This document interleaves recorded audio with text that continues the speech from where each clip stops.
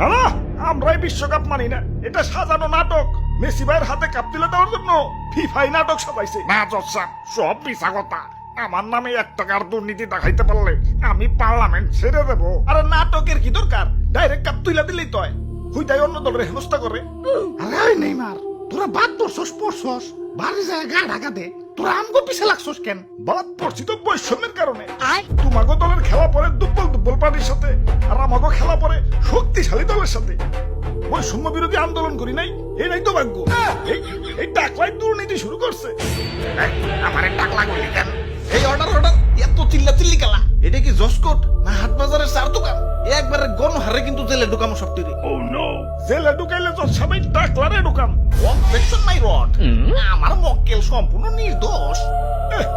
2 টাকলা একখানে হয়েছে। অর্ডার আমরা কাউকে পার্সোনাল অ্যাটাক না করি। মেসি ভাই এবং এই টাকলা মানে এই ভদ্রলোকের নামে যে অভিযোগ উঠেছে, এরা নাকি ঘুষ আদান প্রদান করেছে। মেসি ভাই নাকি ফিফাকে কিনে নিয়েছে। এনাদের পক্ষের উকিল হলো দাদু এবং বিপক্ষের উকিল হলো তুতু ভাই। এই কেসটা কিন্তু খুবই সিরিয়াস। ঘুষগুণ সব পুঙ্খানু ভাবে মাপতে, তাই এইটাই কাম হইব না। ডিজিটাল মিটার লাগবে। নাও শুরু করো। ওরে বাপুরে, আমার মক্কেলের বিরুদ্ধে যে অভিযোগ উঠেছে সেটা সম্পূর্ণ মিথ্যা।